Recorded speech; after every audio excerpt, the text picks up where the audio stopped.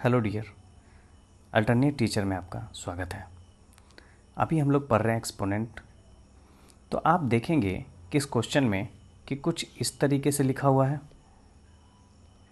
m plus n whole to the power -1, m के power -1 plus n के power -1, और proof करना है, ये लाना है कि आपको इस टर्म को सॉल्व करके आपको ये लाना है। तो कोई दिक्कत वाली बात नहीं है। प्रूफ करने वाले क्वेश्चन में बच्चे अक्सर डर जाते हैं, तो डरना नहीं है, ठीक है, डरना बिल्कुल भी नहीं है।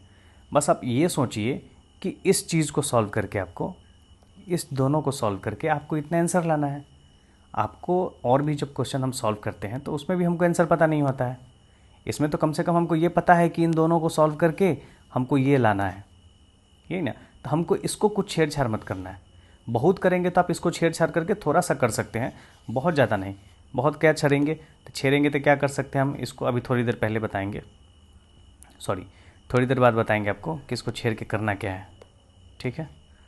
ज़्यादा नहीं छेड़ना किसी को, है ना, इंसान हो या फिर क्वेश्चन हो, बहुत ज़्यादा नहीं छेड़ना उसको।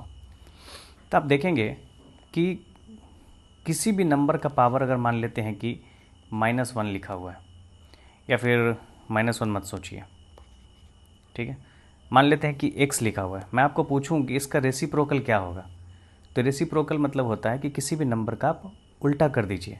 उल्टा का मतलब क्या होता है कि मान लीजिए इसके बटे में 1 होगा, किसी भी नंबर के नीचे 1 होता है, आप इसको उल्टा कर दीजिए तो 1/x हो जाए। ये इसका रेसिप्रोकल हो गया, इसका रेसिप्रोकल है। अगर मान लेते हैं कि कोई चीज़ x⁻⁻1 है, ठीक है, तो इसका रेसिप्रोकल करेंगे जैसे ही तो उसका साइन चेंज हो जाएगा, ठीक है। अभी इसका ये रेसिप्रोकल हो गया तो साइन चेंज क्या हो जाएगा, 1/x करेंगे, ठीक, जैसे ही साइन चेंज हो गया। अब मान लेते हैं कि ये x था, इसको 1/x किए हैं तो -1 यहाँ आ जाएगा, ठीक है, क्योंकि इसका पावर क्या था, 1 था, 1 था, तो इसका होल टू द पावर हम ऐसे लिख सकते हैं आप इस चीज़ को कि एक सेकेंड, x⁻⁻1 लिखा हुआ, इसको रेसिप्रोकल करना है, आप 1/x लिख दीजिए। अगर 1/x लिखा हुआ है, इसका रेसिप्रोकल करना है, मतलब x⁻⁻1 आ जाएगा। चीज़ें उल्टेंगी लेकिन साइन भी बदलेगा। रेसिप्रोकल में क्या होता है कि आप चीज़ें उलट दीजिए, साइन बदल जाएगा, है ना। तो आप देख लीजिए, अब इस क्वेश्चन में वही करेंगे हम लोग, सिर्फ रेसिप्रोकल करेंगे, बस रेसिप्रोकल का खेल, और कुछ नहीं करेंगे।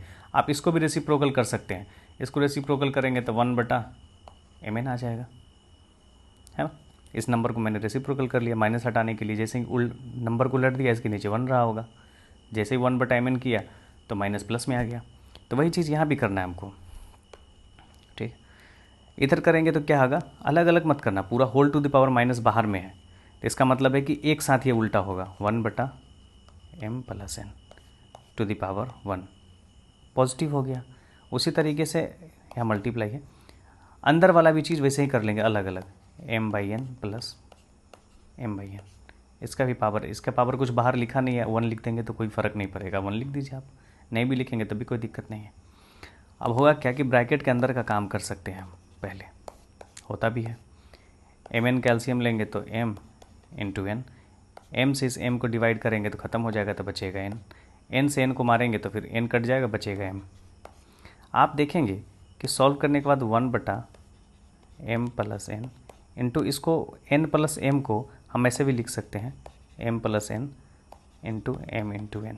आप देखेंगे कि m + n और m + n कट गया, क्योंकि क्रॉस मल्टीप्लिकेशन में मल्टीप्लिकेशन है तो साइड साइड क्रॉस कट जाता है। तो आखिर बचा क्या, तो 1/mn, m × n मल्टीप्लाई होगा mn, हमको निकालना भी यही था, प्रूफ करना था। अब हम प्रूफ करके यहाँ तक ले भी आए। तो 1 2 3 स्टेप में आप क्वेश्चन सॉल्व कर लिए हैं। मैं थोड़ा सा और समझाया हूँ, नहीं तो हो सकता था कि मैं यही कर लेता, मैं यहीं से यहाँ काट देता इसको, आप डायरेक्ट बता देते कि m/n। तो जो प्रूफ करने वाले क्वेश्चन होते हैं काफ़ी आसान होते हैं, क्योंकि उसमें पता भी तो होता है हमको कि लाना क्या है आंसर।